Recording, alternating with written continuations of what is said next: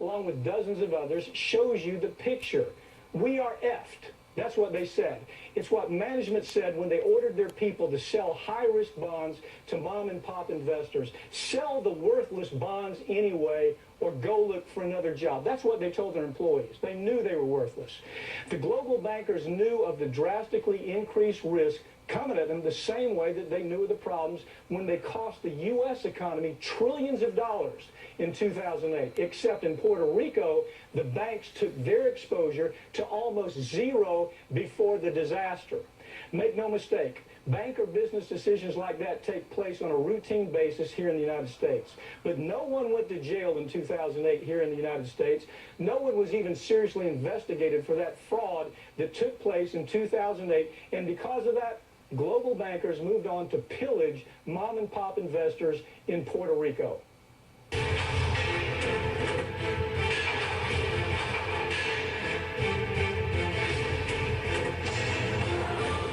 What's your take on it?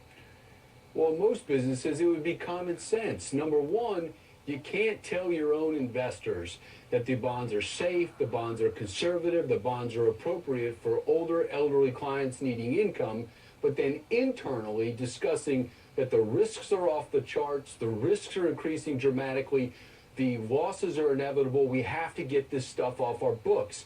So Santander had a plan internally to take their own exposure to zero without telling their own clients about the problems that were coming down the pike, and told them they were safe. That's problem number one.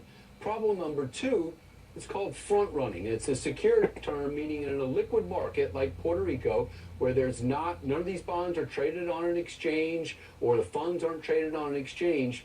Santander knew that if they dumped their inventory before their clients, the price pressure caused by the sales wouldn't be borne by the Santander, by the bank. It would be borne by the clients. So they front ran, meaning they sold their bonds ahead of the clients because they knew the prices would get driven down.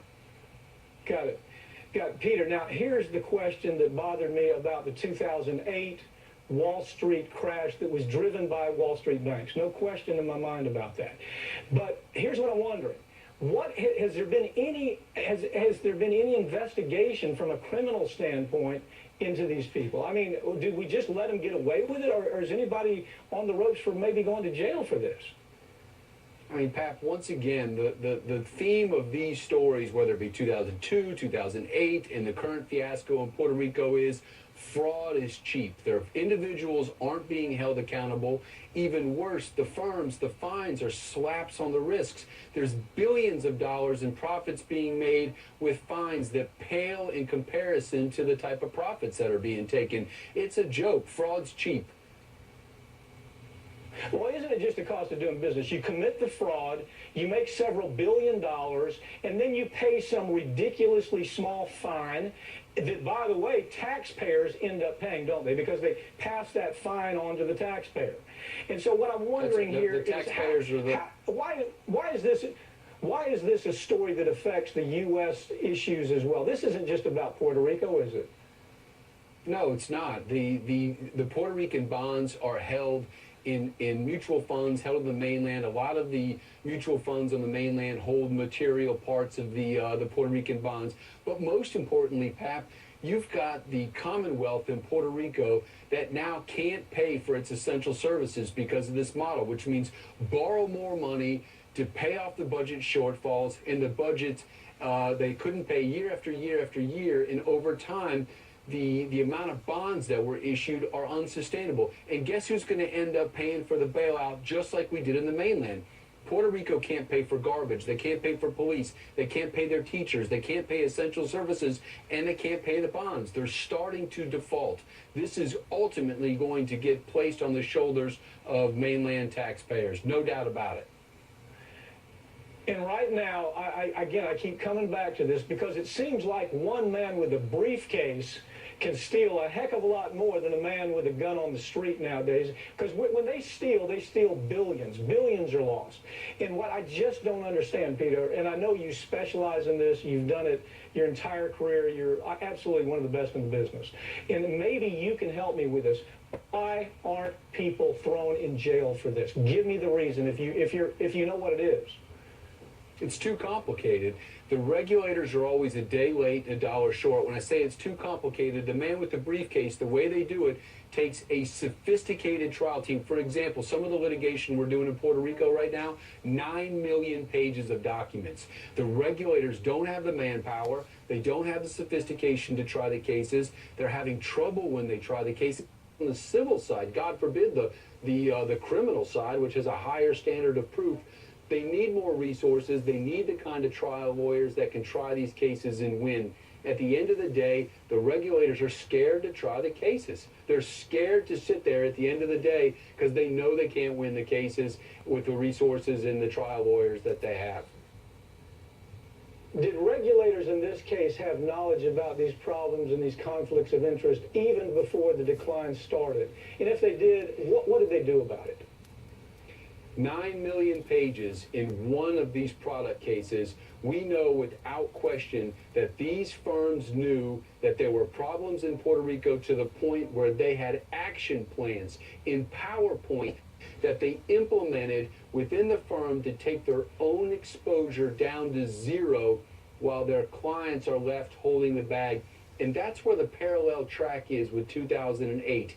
These conflicts of interest, the firms shifted the risk to their own clients. So the clients bore the weight of the losses. These are mom and pop investors that have lost life savings while the firms took their exposure down to zero. Santander got rid of their entire inventory of Puerto Rican bonds before the decline, took them to zero, and didn't incur the losses while they left their clients holding the bag, and most importantly, never told them about the risks that they'd identified. Without question, they knew. Peter, you've handled some of those most important securities cases in this country in your career. And I'm wondering, as you look at this one, is there anything?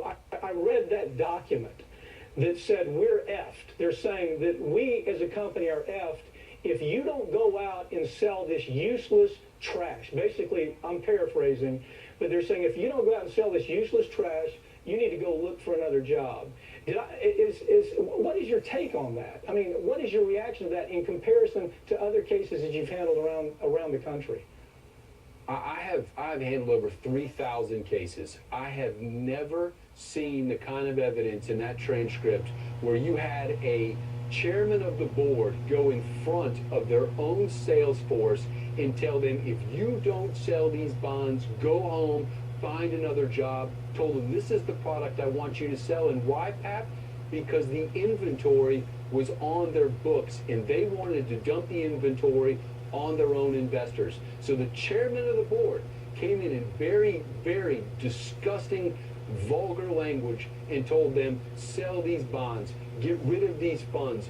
This is the product you want to sell to your own clients. And that's after the financial advisors came up with a list of concerns. They said, we don't want to push this stuff anymore. And they were told, sell it or go home.